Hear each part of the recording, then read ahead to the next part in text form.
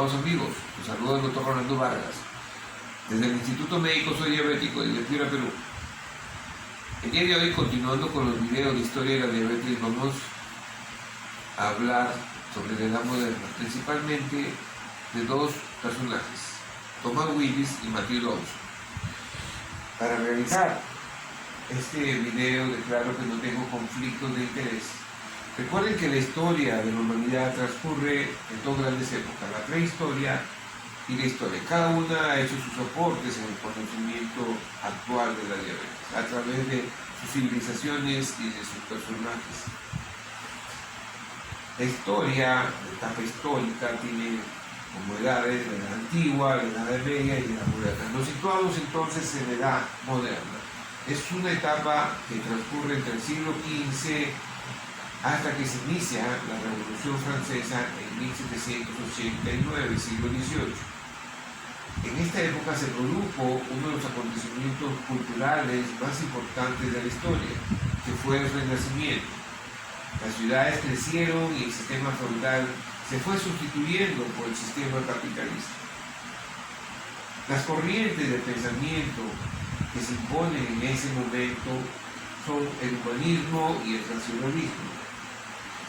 Otro acontecimiento esencial en esta época es la revolución industrial, que supone la creación de máquinas para cubrir la demanda del mercado en aquel momento. En la edad moderna, para evaluar a un paciente, se usaba principalmente la muestra de orina. Este estudio de la orina, que se conocía como uroscopía, es un estudio que data desde siglos atrás, desde la moderna. Es una práctica común. Los pacientes llevaban a su médico en su recipiente personal o el que les daba el médico su muestra de orina, y a través del examen, de la observación de la orina, ya podía plantear un diagnóstico. Este procedimiento se fue perfeccionando y comenzaron a aparecer las tablas de orina, donde eran impresos, donde se describían diferentes tipos de orina, diferente color, y ya se hablaba también del sabor, porque ya se volvió la prueba de la orina una práctica frecuente, y estos datos del color, del sabor y otras características de la orina permitían al médico aproximarse a un diagnóstico. Entonces, tanto la uroscopía como las ruedas de orina, que así se llamaban las tablas, eran métodos de evaluación que se usaban en aquella época. Thomas Willis, médico británico que desempeñó un papel importante en la historia de la anatomía, la fisiología, la neurología, la psiquiatría, fue pionero en sus investigaciones neuroanatómicas y en 1662 fue uno de los fundadores de la Royal Society. Conocido es por todos el polígono de Willis. Como hemos mencionado, la degustación de la orina del diabético era una práctica médica para aproximar al diagnóstico, que empezó a utilizarse en la Edad Media. Pero fue Thomas Willis quien formalizó la práctica como una forma de valorización integral inicial y de respuesta al tratamiento. Notó la diferencia del sabor de la orina de personas poliúricas y empezó la diferenciación con personas con diabetes mellitus. En el año 1674 describió por primera vez el sabor maravillosamente dulce de la orina de las personas con diabetes y acuñó el término diabetes mellitus. Mellitus es una palabra latina que significa endulzado con miel. Willis hizo este planteamiento después de humedecer su dedo en la orina de un diabético y comprobar así su sabor dulce. Willis así acuñó el término mellitus, y en aquel entonces, gracias a ese aporte, incluso a los que tenían orina dulce se les llegó a conocer como portadores de la enfermedad de Willis. Matthew Lawson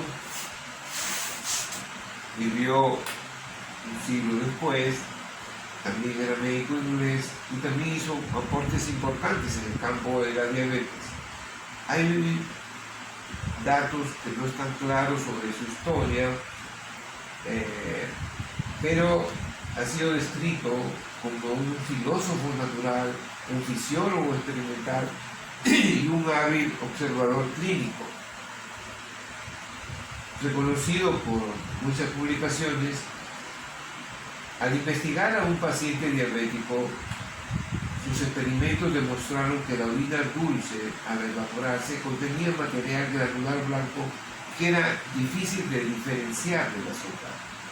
También hizo la observación crucial que el suero sanguíneo también tenía un sabor dulce. Por aquel entonces se pensaba que la diabetes era una enfermedad renal. Ya con estas observaciones, Matthew planteó que no tenía nada que ver de los riñones en cuanto a la diabetes.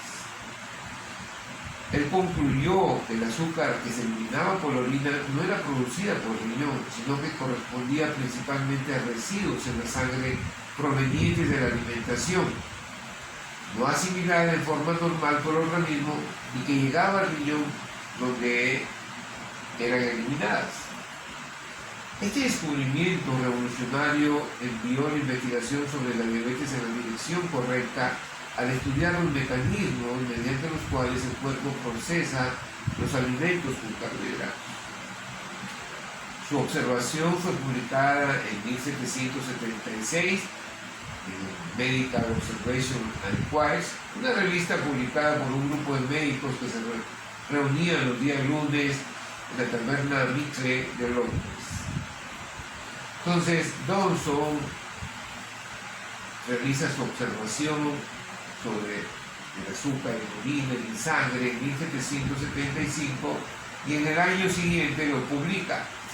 Su trabajo se denominó Experimentos y observaciones sobre la orina y diabetes. Espero que esta información les sea útil y deseo que tengan un feliz día. Cuídense mucho.